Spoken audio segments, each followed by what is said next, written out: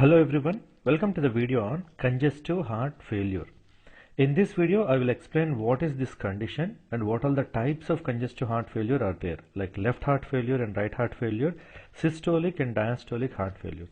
And finally, I will explain what all the causes and symptoms of congestive heart failure is. This is my YouTube channel. If you like the video content, do subscribe and share. Let's get into the topic.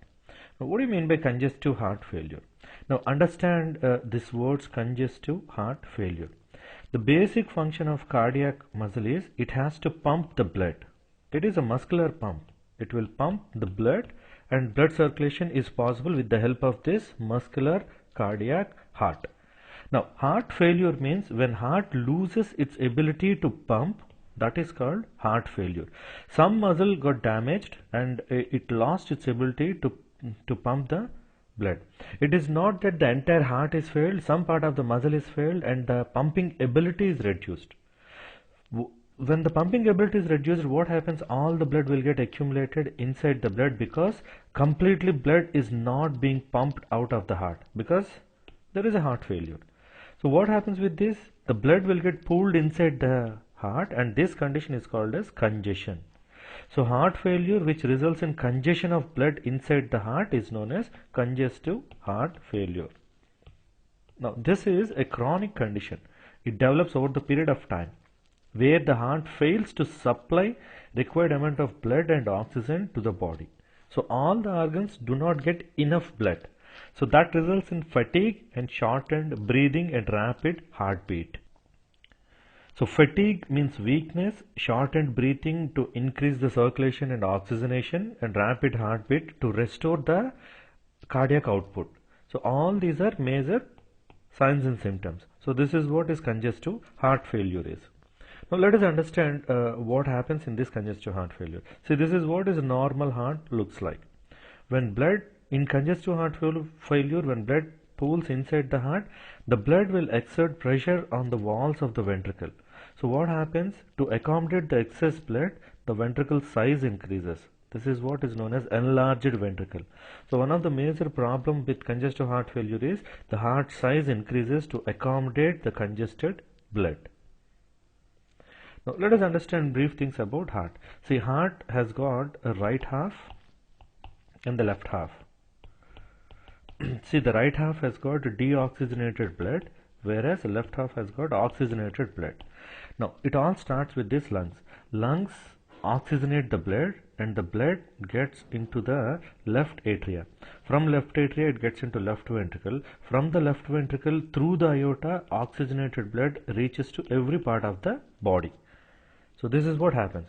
Now the body parts will get the blood and take the oxygen and nutrients, and blood will become deoxygenated.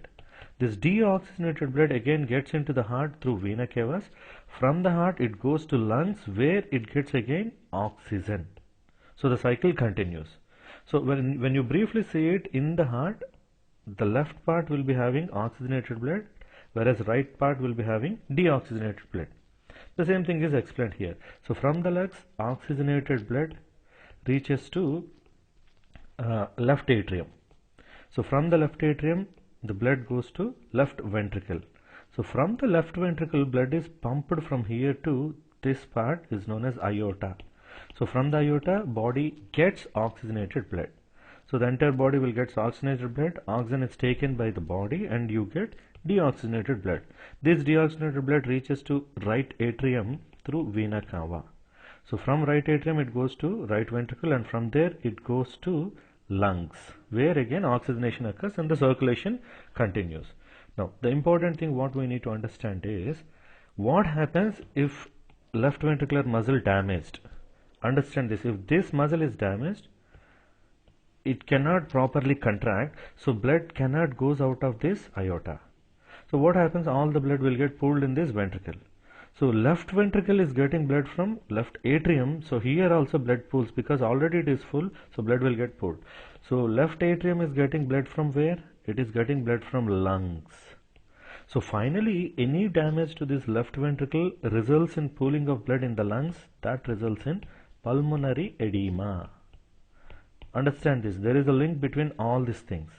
Now the same thing what happens if there is a damage in right ventricle.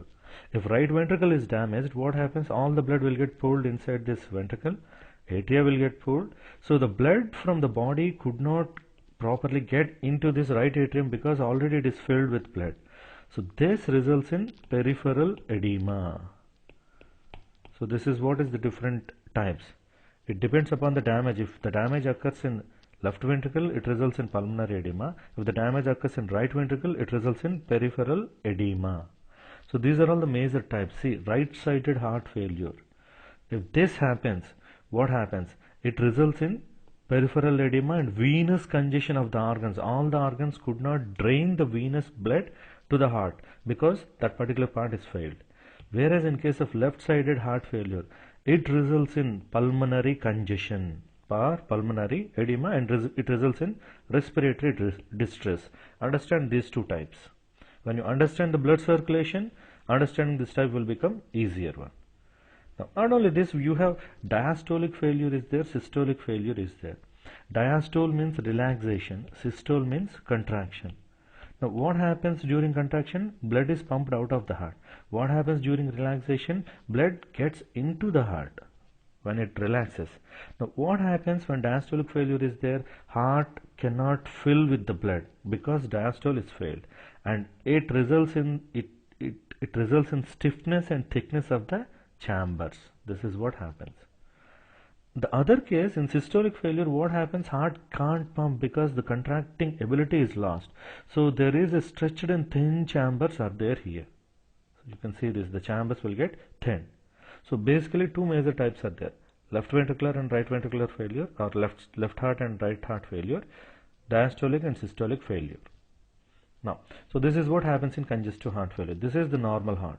Everything is functioning normally. In congestive heart failure, look at this. The chambers, dilated ventricles are there. So the heart will get enlarged. Now, depending upon the side of failure, if left side is failed, it results in pulmonary edema. Excess fluid accumulates in the lungs and that results in shortness of breath. If right side heart is failed, it results in peripheral edema. Legs and feet are swollen. All the peripheral organs will be with venous pooling, because the venous blood is not getting into the heart. Now the symptoms, the major symptoms are shortness of breath. Another one is difficulty in focusing and fatigue. Both of them are because of less amount of blood is being supplied to the brain.